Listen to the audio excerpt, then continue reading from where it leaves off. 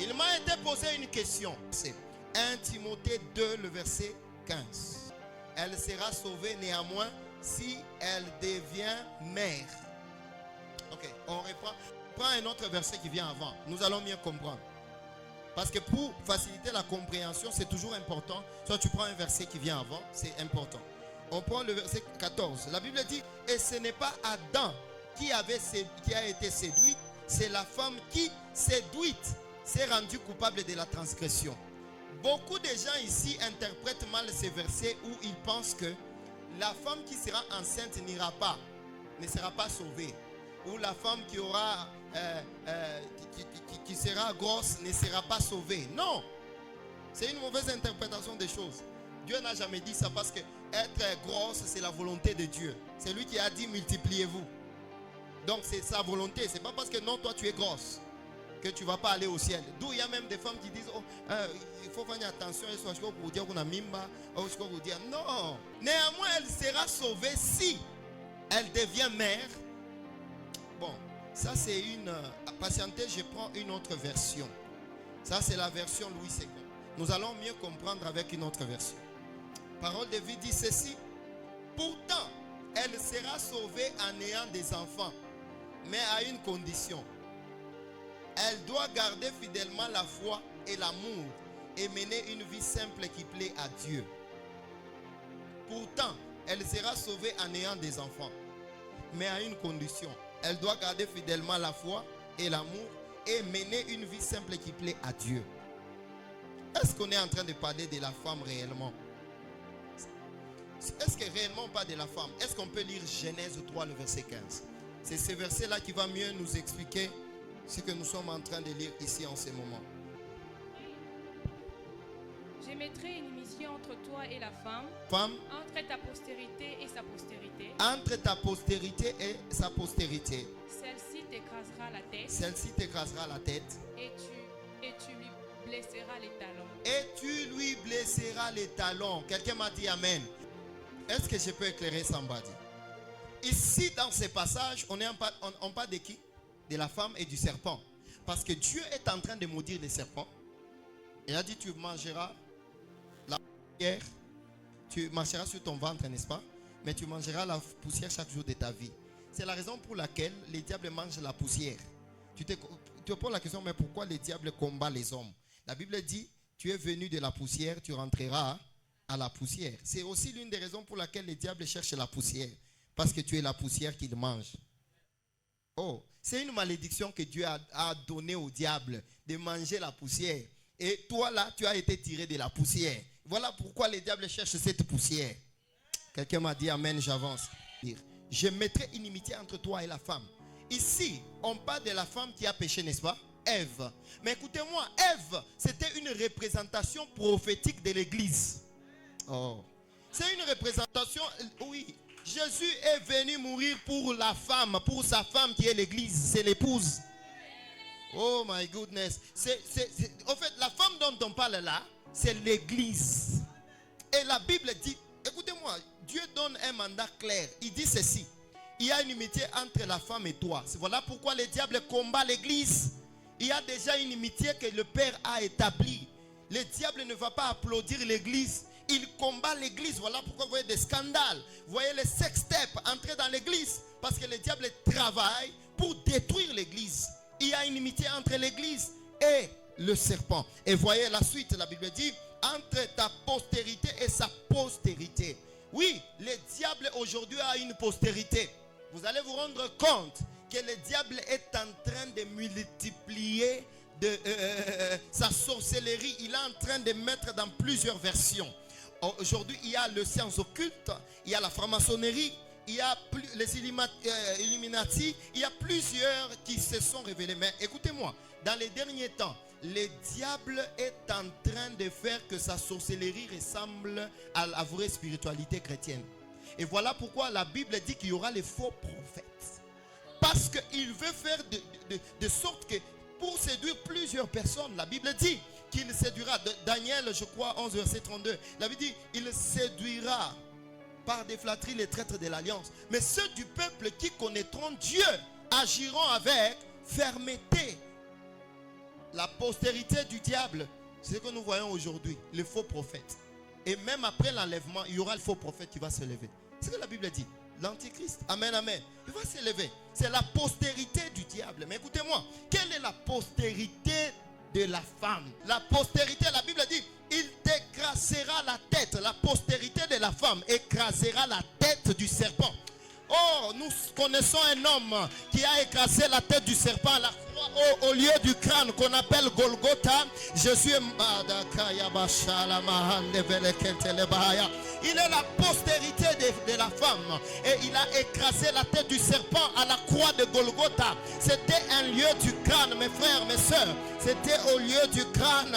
Pourquoi il est allé au lieu du crâne pour écraser le crâne? Oh my goodness. Le crâne du diable, il a écrasé.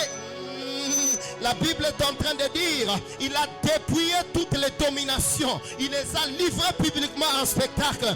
Gloria Seve, c'est la manto weekend night de Kovania Shaya.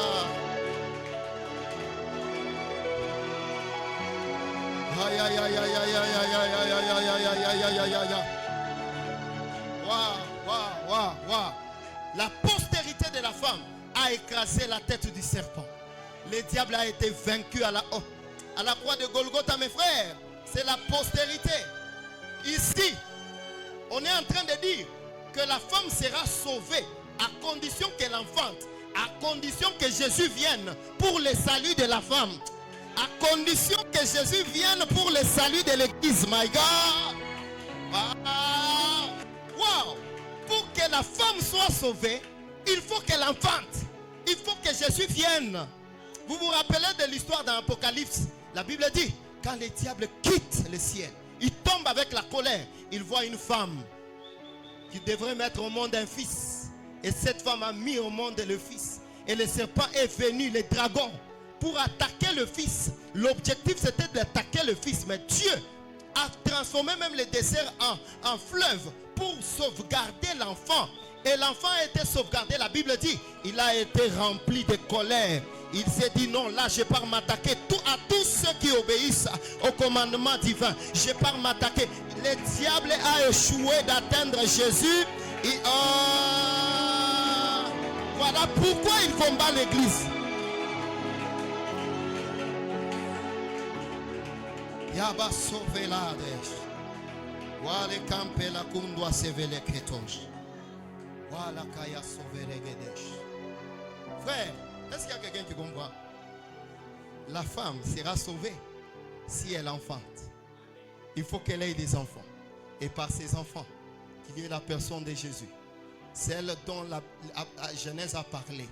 C'est lui qui écrasera la tête du serpent. Et la Bible dit aussi qu'il mordra les talons. Écoutez-moi.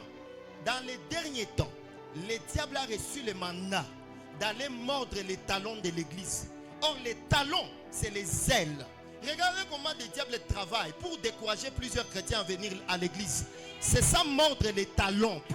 Plusieurs personnes dans les derniers jours, frère, leur amour pour Dieu va se refroidir. La Bible dit, l'amour de plusieurs se refroidira. Les gens n'aiment plus Dieu. Les gens, même sur les réseaux sociaux, quand tu postes des choses sensées, des choses qui ramènent les gens vers le Seigneur, ils ne vont pas liker. Mais poste ta nudité, poste des choses qui ne glorifient pas le Seigneur. Il y a beaucoup de likes. Et bizarrement, tu ne vas même pas voir c'est qui a liké. Mais il y a plus de vues aux choses sales que de vues aux choses qui convertissent les âmes. Parce que le diable travaille en cette fin de temps. Il travaille pour mordre les talons de plusieurs. Voilà pourquoi Dieu, sachant cela, il a parlé à travers son serviteur l'apôtre Paul dans Ephésiens 6 verset 12. Et voilà pourquoi revêtez-vous. Vous n'avez pas à lutter contre la chair et le sang, mais contre les esprits de domination, les esprits, les principautés, les esprits dans les lieux célestes. Vous avez à lutter contre ces choses. Voilà pourquoi vous devez vous revêtir. Oh my God. On a parlé aussi de chaussures. Amen, amen. On n'a pas parlé que de la ceinture de la vérité. On n'a pas parlé seulement du casque de vérité, plutôt le casque du salut. On n'a pas parlé de l'épée seulement de la parole, mais on a aussi parlé des chaussures. qui représente les ailes. Les ailes. En cette fin de temps, le diable ne peut plus te mordre parce qu'en réalité, tu as des chaussures qu'on appelle les ailes. Il ne va plus te mordre au nom de Jésus-Christ de Nazareth. Toi, le diable ne volera pas ton zèle. Je le prophétise sur quelqu'un qui entend le son de ma voix. Le diable ne volera pas ton zèle. Aïe, aïe, aïe, aïe, aïe, aïe, aïe, aïe, aïe, aïe. Dis à ton voisin, Dieu a tout prévu. C'est lui qui a donné au diable le mandat de mordre les talons de la postérité de la femme. Oui. Et c'est lui qui a ordonné. Voilà pourquoi il dit encore par l'apôtre Paul, prenez aussi les chaussures qui est les ailes pour l'évangile. Les ailes pour l'évangile. Plusieurs aujourd'hui n'ont plus les ailes pour l'évangile. Combien de gens se sont découragés? Combien de gens se sont découragés? C'est ça le travail du diable dans cette fin de temps. Il décourage plusieurs à ne plus aimer les hommes de Dieu. Parce que tu as rencontré un faux prophète, tu penses que tout le monde est faux? Non, c'est faux. Il y a des vrais prophètes qui te disent une chose, elle s'accomplit comme Dieu l'a dit. Oh, ta mauvaise rencontre avec un faux homme de Dieu ne détermine pas que tous les hommes de Dieu sont des faux. Ce n'est pas parce que tu as connu un accident dans un yas que tu ne monteras plus des yas. Le problème, c'est les chauffeurs des yas. Oh, je dis à quelqu'un, le problème, c'est les chauffeurs. Voilà pourquoi j'ai toujours aimé un cantique qui dit Nani sauvé, nayo Yesu Masia ne sauvé. Aïe, aïe, aïe, aïe, aïe, aïe. Dire à quelqu'un, si tu as Jésus pour chauffeur, si tu as Jésus pour chauffeur, oh, tu ne peux qu'aller au ciel. Nous faisons confiance à Jésus. Nous avons un vrai chauffeur et nous lui faisons confiance. Oh, il va bien nous conduire jusqu'au ciel. J'aimerais dire à somebody, la personne de Jésus nous prépare pour le ciel. Les principes de Jésus nous préparent à bien vivre sur la terre. La crainte de Dieu, c'est bon pour toi. Quand on te dit fouiller l'impudicité là, si tu tombes dans l'impudicité là, la Bible dit dans 1 Corinthiens 3, versets 16 à 17. Ne savez-vous pas que votre corps est le temple du Saint-Esprit? Et si tu détruis le temple du Saint-Esprit, Dieu te détruira. C'est ce que la Bible dit. Donc, en réalité, quand tu te prostitues, tu as dit à Dieu, Seigneur, viens détruire ce corps. Voilà pourquoi tu vois des maladies en maladie, de douleur en douleur, parce que tu as mal les causes. C'est le temple du Saint-Esprit, mes frères. C'est le temple du Saint-Esprit. C'est le temple du Saint-Esprit. Donc, mes frères, vous avez compris aujourd'hui, il ne s'agit pas de la femme enceinte physiquement, mais il s'agit de l'église enfante pour que Jésus naisse de la postérité de la femme, pour que Jésus là puisse écraser la tête du serpent. Et c'est à partir de ce moment, Jésus est mort, il est ressuscité, que l'église est sauvée, qui est la femme. Donc l'église est sauvée, mais on donne aussi une condition. Ce n'est pas seulement parce que Jésus est mort. Ce n'est pas parce que seulement la femme aura des enfants. Mais on donne aussi une condition. On a dit, si elle marche fidèlement, selon la foi. Voilà pourquoi Jésus a dit, est-ce que quand je reviendrai, trouverai-je la foi? L'église que Jésus cherche à venir récupérer là, mes frères, c'est une église pure. C'est une église qui marche dans la foi. C'est une église qui craint l'Éternel jour et nuit.